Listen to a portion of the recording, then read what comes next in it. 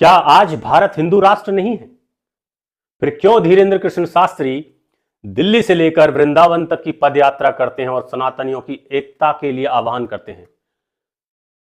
क्यों संत समाज सड़कों पर आकर हिंदुओं को संबोधित करते हैं कि एक हो जाइए? क्यों भेदभाव में बिखरे हुए हैं? क्या हम एक ऐसा राष्ट्र बनाना चाहते हैं जहां पर एक ही राजा हो? किस तरह का होगा हिंदू राष्ट्र? और इस पर मोहन भागवत जी क्या कहते हैं?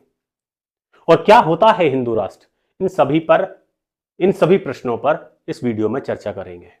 क्यों चाहिए हिंदू राष्ट्र से पहले हम बात करेंगे हिंदू राष्ट्र एक आखिर है क्या? क्या आज हिंदू राष्ट्र नहीं है भारत? चलिए 1947 में चलते हैं, जहां पर भारत आजाद हुआ और भारत का विभाजन हो गया दो देशों में। एक बना पाकिस्तान और दूसरा बना हिंदुस्तान। मुसलमानों के लिए पाकिस्तान रीजन के आधार पर और हिंदुओं के लिए हिंदुस्तान। हिंदुस्तान बनने के बाद भी जो हिंदुओं के मान बिंदु थे, सनातन के जो मान बिंदु थे, वो स्थापित होने चाहिए थे, लेकिन सरकारों ने वैसा नहीं किया। इंतजार करते गए, लोगों में जागरूकता भी नहीं थी, अभी आजादी मिली ही थी, हमें पता नहीं चला कि क्या अभी हमें बदलना है। लेकिन कुछ ऐसी चीजें हुई जिससे हिंदुओं की जगह दूसरे धर्मों को ज्यादा विशेषता दी जाने लगी, क्योंकि लोकतंत्र है। जो लोग इकट्ठा वोट करेंगे और अपनी मांग रखेंगे, उनकी बात को सरकार मानती है। तो ऐसा ही दूसरे धर्म के लोगों ने किया, रिलीजन के लोगों ने किया। हम हिंदू कभी इकट्ठे नहीं हुए और ना ही अपने मान बिंदुओं की रक्षा के लिए कभी मांग की, इसलिए हमारी मांग भी पूरी नहीं हुई, जिसका परिणाम यह है हिंदुओं के मंदिर सरकार के कब्जे में है, जबकि किसी और रिलीजन के धर्मस्थल नहीं है, उन पर कोई कंट्रोल नहीं है। उनको हर तरह की आजादी है, लेकिन कंट्रोल हम पर है। इसका मतलब हमें सप्रेस किया गया और दूसरे रिलीजन्स को छूट दी गई। और कन्वर्जन और आज के समय में बांग्लादेशी घुसपैठी, ऐसे बहुत सारे इशू सामने आए हैं, जिसकी वजह से हिंदू धर्म के शुभचिंतकों को यह लगने लगा है कि भारत में साजिशें चल रही हैं, जिसके तहत यहां की डेमोग्राफी को चेंज किया जा रहा है। लेकिन इसको काउंटर कैसे करें? इसके लिए दंगे करें, सिविल वॉर करें? नहीं, इसके लिए हमें लोकतांत्रिक व्यवस्था के थ्रू ही जाना है। उसके लिए हमें सनातनियों को एकत्रित करना होगा।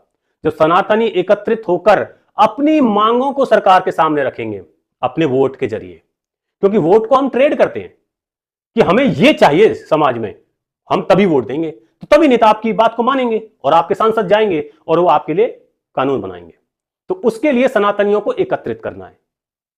सनातनियों को एकत्रित करके फिर सनातनी अपनी मान बिंदुओं की रक्षा के लिए सरकार जो भी बने उससे मांग करेंगे और अपने सांसदों को संसद में भेजेंगे, जिसके आधार पर हिंदू और सनातन मान बिंदुओं की रक्षा हो सकेगी। हिंदू मतलब क्या? हिंदू मतलब आप जिस भी पूजा पद्धति को मानते हैं, अपनी पूजा पद्धति को प्रैक्टिस करने की आपको पूरी आजादी है, उसमें कोई नहीं रोक सकता। लेकिन आप किसी दूसरे को अपनी पूजा पद्धति प्रैक्टिस करने से नहीं रोक सकते। हिंदू का मतलब यही है। हिंदू किसी को खा नहीं जाते।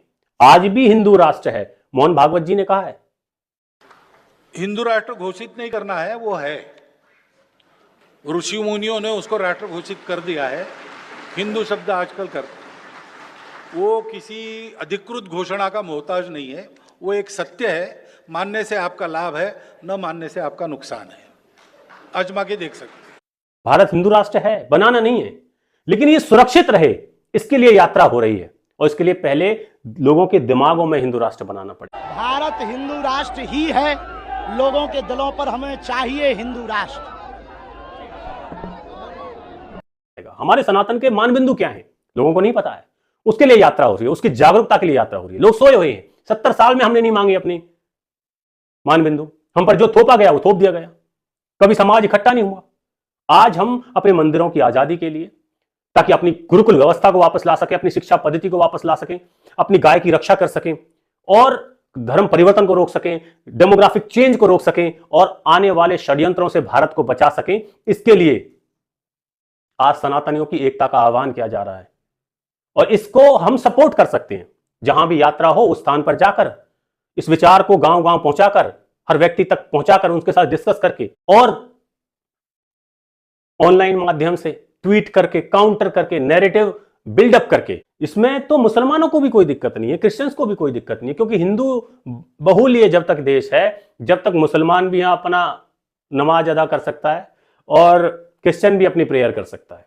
जिस दिन यहां हिंदू नहीं रहा, मान लीजिए मुस्लिम देश हो गया, तो क्रिश्चियंस को पता है क्या होगा, पाकिस्तान में जाकर देख लीजिए, सारे धर्म यहां तब तक शांति से अपने अपनी ईश्वर को मान रहे हैं, अपनी प्रैक्टिस कर रहे हैं, अपना जीवन जी रहे हैं, स्वतंत्रता से जी रहे हैं, जब तक यहां पर हिंदू बहुसंख्यक है। और ये संख्या हमेशा बनी रहे, इसके लिए हमें सख्त कानून बनवाने हैं। लेकिन कुछ लोग देश में ऐसे हैं जो इस डेमोग्राफी को बदलना चाहते हैं, षड्यंत्र कर रहे हैं, उसके खिलाफ ये आंदोलन है।